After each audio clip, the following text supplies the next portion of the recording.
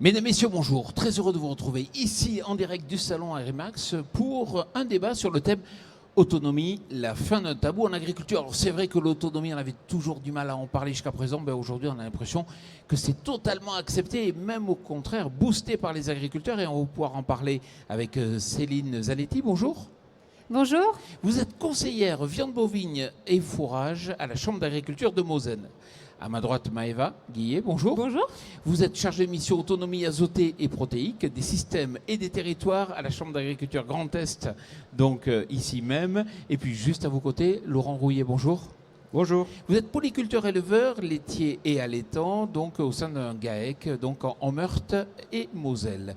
Peut-être Laurent, je vais démarrer par vous. Racontez-moi, jusqu'à présent vous étiez quand même beaucoup en silage et puis vous avez connu autre chose. Oui, effectivement, la source principale alimentaire de mon exploitation, donc majoritairement le troupeau laitier était basé à 3/4, voire 75% en ensilage de maïs. Sauf que depuis 5 ans, 4 à 5 ans à peu près, les rendements et les qualités de ce maïs se dégradent du fait d'une potentialité de sol, notamment des réserves hydriques qui sont plutôt moyennes à faibles. On est sur le plateau lorrain. Et puis, malheureusement, voilà, un dérèglement climatique que l'on constate aujourd'hui. Donc, juste une fourchette, en 5 ans, je suis passé de 12-13 tonnes de moyenne à l'hectare à 7 tonnes. Et c'est surtout vrai les 3 dernières années, non? Tout à fait. C'est une tendance de fond et vous êtes sûr que... On a eu un gros coup ces 3 dernières années avec des maïs les moins bons la dernière à 3 tonnes, sans amidon, sans grain. Et encore cette année, des maïs en moyenne à 8 tonnes. Donc, autonomie alimentaire sur mon exploitation, c'est un vrai défi de demain. Et on commence à le travailler depuis 2 ans avec des nouvelles sources de produits, désaisonnés, qui sont majoritairement des métailles et des céréales immatures. Donc, que l'on teste sur l'exploitation. Et en plus, on diversifie les périodes de récolte. Comme ça, on évite de miser tous les œufs dans le même panier sur la partie climatique au niveau de cette année. Et juste pour illustrer, valeur alimentaire cette année d'un orge en immature à 0,80, enfin je vais rentrer technique, mais juste donner un ordre d'idée, 0,93 UF, alors que le maïs est à 0,87 UF. Donc, et dernier petit point, en termes de coût, à l'hectare d'implantation et de récolte, on minimise les charges avec une céréale ou un métail par rapport à un maïs en silage. Au moins sur mon cas, sur mon exploitation. Bon, alors je vais reprendre les différents points. Pour les éleveurs qui nous écoutent, premier point, sur le plan technique, c'est faisable. Tout à fait. C'est simple, c'est pas compliqué, C'est pas besoin simple, d'acheter du matériel. On peut être autonome, semoir en ligne, récolte, tout se fait comme une herbe, tout simplement. Il faut juste le tenter. Il faut le tenter, il faut oser, Ouais. et après intégrer ça dans ses rations. Deuxième point, sur le plan de l'appétence, les bovins, ils en pensent quoi? Aujourd'hui, je ne suis pas intégralement sur métail, j'ai encore du maïs. Donc j'incorpore ces nouvelles cultures au fur et à mesure pour voir la faisabilité et le coût et l'appétence des rations. Mais si je vois que ça match, on va carrément faire la bascule pour justement être autonome, intégral sur l'exploitation, sur mes 2 ateliers, laitier et allaitant. Dernier point, sur le plan des performances et sur le plan des revenus. Est-ce que vous gagnez mieux votre vie maintenant qu'avec un système 100% maïs? Alors ça, je vous aurais répondu non il y a 4-5 ans. Je vous réponds oui aujourd'hui. Parce que, alors c'est pas que le maïs s'est dégradé, c'est pas ça. C'est que la culture du maïs, dans ma typologie de terre et avec les aléas climatiques que l'on a, malheureusement, c'est des maïs qui n'ont plus d'amidon. Parce qu'au moment de la floraison, il n'y a pas d'eau. Et c'est ce qui fait quand même la valeur alimentaire du maïs, c'est le grain. Et j'en ai plus aujourd'hui. Et donc, les céréales ou le métail deviennent compétitifs aujourd'hui, dans mon cas, dans le cadre de mes rations alimentaires. Et sur le volet économique, une céréale, on peut faire récupérer des céréales de l'exploitation, les rensemencer. Donc en coût d'implantation, on est vraiment quasi pas à zéro, mais presque. Le matériel, semoir classique, ça passe. Et puis récolte, pareil, que ça soit encore récolte un métail, une céréale immature ou un maïs, il faut une ensileuse Donc il n'y a pas de surcoût au niveau Pareil. frais de mécanisation. Céline, ce que fait Laurent, vous le voyez chez d'autres exploitants ou c'est un cas particulier? Non, c'est loin d'être un cas particulier. Ce qu'il disait, j'allais en venir exactement sur le fait que il y a quelques années, les métayers n'étaient pas compétitifs et il n'y avait pas de question à se poser. C'était le maïs par rapport au rendement et à la qualité. Et surtout ces 3 dernières années, effectivement, on voit une grande hétérogénéité au niveau des rendements et de la qualité. Alors ça ne veut pas dire qu'il n'y aura plus de maïs demain, parce qu'il reste des parcelles qui sont plus adaptées et dans lesquelles le métail ne sera pas compétitif.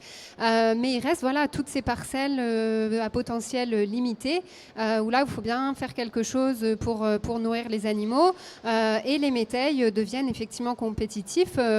Nous on fait énormément justement ces dernières années d'essais sur les métails, et on voit que d'un point de vue valeur alimentaire, c'est largement acceptable, et d'un point de vue coût, c'est ça aussi qu'il faut penser. Quand on utilise des semences fermières, on réduit considérablement les coûts, quoi. Voilà, donc c'est loin d'être une démarche isolée. On voit surtout ça sur les systèmes laitiers. Moi en tout cas personnellement je le vois plus dans les systèmes laitiers. Pour l'instant au niveau des allaitants ça reste limité, l'utilisation des métails, ça se développe. C'est peut-être plus les luzernes où on voit vraiment un véritable essor ces dernières années, quoi. Alors on le sait, le réchauffement climatique va malheureusement se développer, donc ce que vous connaissez, d'autres vont le connaître. Comment vous accompagnez justement les agriculteurs à les sensibiliser à cette nécessité de ne pas mettre tous les œufs dans le même panier, on va dire? Prudence et mère de sûreté. Oui, c'est exactement ça. En fait, quand on nous demande, de toute façon, chaque exploitation, demain, nous, les simulations qu'on a pu faire au niveau des réseaux d'élevage Inosis, c'est que même en cherchant toutes les hypothèses, toutes les adaptations qu'il peut y avoir, de toute façon, le changement climatique induit une baisse de BE au niveau des exploitations. Donc ça, déjà, c'est indéniable. Donc, EBE, excédent brut d'exploitation. Exactement, pardon. Du coup, il faut trouver la meilleure solution, c'est-à-dire celle où on va perdre le moins d'argent. Et voilà, on teste plein de choses au niveau de la Chambre d'agriculture. Dès qu'on a une question, en fait, on va faire un essai. On va faire un essai, donc ça va être d'un point de vue technique. Et puis derrière, la grande force qu'on a au sein de notre réseau, c'est qu'on est capable de proposer des solutions techniques qui sont adaptées à chaque exploitation, mais aussi qui sont économiquement acceptables. Donc c'est difficile. Il n'y a pas de solution unique. C'est ce qu'on dit aux éleveurs quand on leur montre nos essais. Il n'y a vraiment pas de solution unique. Cette année, les métails, c'était pas franchement ça, quoi. Au niveau des rendements, on a quand même connu mieux. Donc ceux qui sont se lancés cette année, ils étaient un petit peu refroidis. Mais de la même façon que c'était pas une année à sorgho, l'année prochaine, ça peut être totalement l'inverse. Et l'année dernière, d'ailleurs, c'était plutôt bon pour les sorghos. Voilà. Donc il n'y a pas de solution unique. Et ce qui est important, et ça il faut vraiment, même si on sait que le climat va avoir un impact négatif sur les revenus, il faut quand même reprendre le départ, le point de départ de l'exploitation, parce qu'aujourd'hui on a quand même des leviers. Il faut qu'on s'assure avant de chercher de nouvelles cultures comme la luzerne, comme les métails, les sorghos, etc. Avant d'aller chercher de nouvelles cultures, il faut déjà s'assurer que l'existant est, comme on dit, optimisé. C'est-à-dire qu'au niveau de notre système fourrager, on est au top, c'est-à-dire que les apports d'engrais sont cohérents avec nos chargements. Aujourd'hui, on sait pertinemment, les 3 dernières années, on est obligé de réduire les chargements. Ça, c'est fondamental. C'est améliorer aussi ce qui existe, c'est-à-dire nos prairies permanentes. Alors, elles prennent très cher, clairement. Les étés sont quand même très compliqués. Et on essaye, par de la mise en place de pâturage tournant dynamique. Ça peut être du sursemis. Cette année, on a mis un essai en place sur la Lorraine, sur des essais de plantes, une plante qui résiste au sec. Ça marche bien, ça, non? Le sursemis, non? Pas trop? Ça n'a pas été facile à cause de la sécheresse, on revient exactement à la même chose que ce que je disais au point de départ. Il n'y a pas de solution miracle. Donc, le plantain n'est pas une solution miracle. L'été, il n'a pas fourni, en fait, c'est une première année, mais l'été, il n'a pas fourni ce qu'on espérait. Par contre, là, la première pluie il est reparti tout de suite. Donc dans la dégradation de nos prairies, ça peut peut-être être une solution. Mais en tout cas, il n'y a pas de solution unique, ni sur une exploitation. Enfin, on ne peut pas copier quelque chose d'une exploitation à l'autre, ni d'une année sur l'autre. Ce que vous dites, c'est que si les boulons ne sont pas bien serrés déjà sur le maïs, dès qu'on va faire bouger plusieurs curseurs, on risque de ne pas être bon non plus dans le nouveau schéma. Donc il faut d'abord bien serrer les boulons et transiter. Voilà, il faut s'assurer qu'on est sur des systèmes optimisés parce que nous, voilà, quand on travaille sur nos CATIP là, au niveau des réseaux d'élevage, c'est des systèmes qui sont optimisés, c'est-à-dire qu'on est cohérent au niveau du système fourrager, au niveau de l'alimentation, etc. Et à ce moment-là, on peut voir quel est le réel impact du changement climatique. Et voilà, que ça soit en lait, en viande, on l'a fait et les sécheresses sont forcément pénalisantes, peu importe la solution. Après, il y a des solutions qu'on a trouvées qui sont quand même moins pénalisantes que d'autres. Voilà. Avec Maëva, on va parler d'autonomie protéique et justement d'un programme qui s'appelle Arpège. Est-ce que vous pouvez nous expliquer ? Oui, effectivement, donc, le PUI Arpège, c'est un partenariat européen pour l'innovation. Donc autonomie en ressources protéiques et énergétiques pour les élevages du Grand Est. Donc c'est un projet qui est soutenu par le Conseil régional Grand Est, mais aussi par l'Europe au travers des fonds FEADER. On a 25 partenaires dans le projet, donc des chambres départementales, on a des coopératives, les instituts techniques, Terre Innovia, Institut de l'élevage, mais aussi des laiteries et l'enseignement. Et en fait, on travaille sur deux axes. Donc un premier axe qui est vraiment dans le but de créer du lien entre céréaliers et éleveurs, parce que la ressource, on l'a en Grand Est. Le tout est de la valoriser localement. Et un axe également pour trouver des solutions alternatives en fait, pour atteindre cette autonomie protéique et énergétique sur les exploitations, mais aussi à l'échelle du territoire. Donc d'autres ressources protéiques, notamment celle du soja. Et en fait, dans ce projet-là, le but c'est de pouvoir faire une première étape de diagnostic et acquérir des références, mais aussi valoriser les références qu'on a déjà dans le réseau. À travers, en fait, on va se nourrir d'autres projets qui existent aussi dans le réseau Chambre, notamment le projet Axe, Air Climat Sol Énergie, où on traite bien évidemment, on intègre la question du changement climatique sur la production de fourrage, mais également le réseau, le groupe Herbe, donc des chambres départementales, enfin des chambres d'agriculture du Grand Est, mais aussi avec d'autres partenaires tels qu'Arvalis. Donc il y a beaucoup de travail qui se fait au niveau de la région. Le but c'est de pouvoir valoriser ces références, d'en créer aussi dans le projet et de travailler pour et avec les agriculteurs. Et dans ce cadre-là, on recrute d'ailleurs des agriculteurs dans la phase du projet. Donc si vous êtes intéressé, n'hésitez pas. Voilà. Allez-y. Contactez-nous. Pour justement tester ces innovations, ces solutions qu'on pourrait mettre en œuvre sur les exploitations. Maëva, on a une émission qui s'appelle Power Boost. Moi, je traverse la France du nord au sud, d'est en ouest, et je vois que la limite du soja ne cesse de remonter. Est-ce une opportunité ici, dans le Grand Est ? La création d'une filière soja. Effectivement, donc on traite cette question du soja. Alors, c'est pas la seule ressource qu'on va aborder dans Arpège. On a d'autres ressources, que ce soit des graines de légumineuses, de pois, févrole, qu'on peut utiliser crues ou toastées dans les rations. La bonne valorisation des prairies, on en a parlé. Mais le soja est également une piste. Donc, on travaille avec l'Institut Terre Innovia et l'interprofession Terre Univia sur le sujet. Et on a justement différentes étapes aussi tout au long du projet. Une première étape de diagnostic. Donc là, on va identifier la potentialité du soja sur notre région. Voilà, pouvoir estimer le rendement et le tonnage qu'on pourrait produire tout simplement sur le territoire. Et après, c'est la question de la transformation. Donc on a également des acteurs de la transformation autour de la table, des fabricants d'aliments. Donc c'est aussi la force du projet d'avoir les acteurs de l'amont à l'aval de la production végétale jusqu'à la valorisation dans les rations.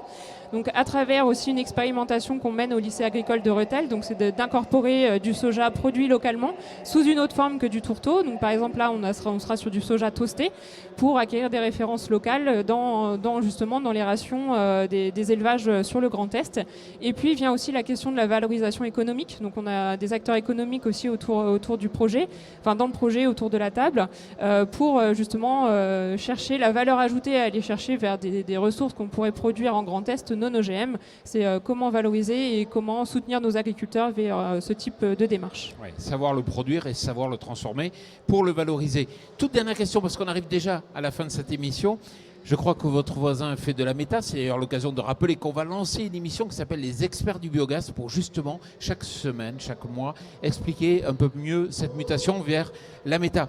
Votre voisin, il fait de la méthanisation Oui, c'est ça. et de l'autonomie fourragère. Vous dites autonomie aussi sur le plan des fertilisants, ce ne serait pas idiot. Oui, en fait, j'ai un producteur d'énergie méthanisation. Alors là, on est en cogénération, parce que le méthaniseur a 8-10 ans de fonctionnement. Et on a conventionné entre nous. En fait, c'est une convention dans laquelle j'amène des effluents d'élevage qui vont générer de l'électricité. Et je récupère, alors à valeur fertilisante égale, donc il n'y a pas de transaction financière du tout entre nous. Et je récupère du compost, puisque il valorise son digestat dans du compost derrière, qu'il met pas. Donc pour moi, un double voire triple intérêt. Premier, j'ai externalisé une partie de mes capacités de stockage, donc pas besoin de mise aux normes complémentaires sur mon exploitation. La seconde, c'est que je récupère un produit normé, NFU, et là j'augmente mes capacités d'épandage sur l'exploitation. Et la troisième, j'arrive à mieux valoriser ces effluents-là, notamment sur tout le volet pâture, parce que je n'épandais pas d'effluents d'élevage sur les pâtures. Et du fait que le produit fumier est transformé en compost, je m'autorise aujourd'hui à pouvoir l'épandre sur mes pâtures régulièrement. Et l'objectif, c'est quoi? Diminuer? Est-ce que vous avez un ordre d'idée de pourcentage par rapport à ce que vous achetez avant? On va essayer on essaye d'être, la réflexion et l'autonomie, on essaye d'être le plus autonome sur l'exploitation aujourd'hui. On n'y arrivera pas intégralement, parce que malheureusement j'ai un déséquilibre par rapport à ma structure élevage partie céréalière, mais j'essaye d'optimiser un maximum toutes les ressources de l'exploitation pour essayer d'être le plus autonome possible, qu'elle soit sur la partie alimentaire ou qu'elle soit sur la partie fertilisante. Donc Laurent, vous confirmez que autonomie, c'est plus un gros mot en agriculture. Au contraire, pas il faut du y tout. aller. Autonomie est un levier pour être, à mon sens, là encore demain. Parce qu'on sent que les marchés se tournent et le consommateur reveut de la proximité. Donc plus on est autonome, plus on peut être proche. Et la réflexion de Maëva sur l'autonomie protéique, j'en fais partie, puisque ma laiterie est demandeuse de lait non OGM. Donc je suis rentré dans une démarche et mon exploitation est certifiée non OGM sur la partie laitière et viande, parce que le marché est en attente. Et donc on a besoin de développer ce genre d'initiative-là pour répondre et pour être le plus autonome possible dans des circuits, on va dire pas vertueux, parce que tout est vertueux, mais beaucoup plus circulaire sur un périmètre géographique, pour demain redonner de la transparence et communiquer auprès de nos consommateurs de notre approche vraiment autonome de nos exploitations. Et juste pour finir, vous pouvez le dire à votre voisin ou à toutes les personnes qui ont une méta. On recevait hier ici sur ce plateau Gabriel Dufour. Donc Gabriel Dufour travaille pour une entreprise qui s'appelle Data Farm. Et justement, ils ont implanté en fait des bâtiments dans les méthanisations pour refroidir les data centers. Vous savez que les data centers, ça pollue beaucoup par l'envoi d'emails, Internet, etc. Et ils ont besoin d'énergie. Et c'est justement la chaleur libérée par la cogénération qui, par un procédé thermodynamique, permet de refroidir les data. Et en même temps, ils payent un loyer complémentaire pour le revenu de l'agriculteur. Donc on voit, il y a plein de solutions aujourd'hui qui s'ouvrent. Il faut les tester, et notamment en matière d'autonomie fourragère et protéique. Merci à toutes et à tous d'être venus. Merci à vous. Merci beaucoup. Et surtout, merci à vous.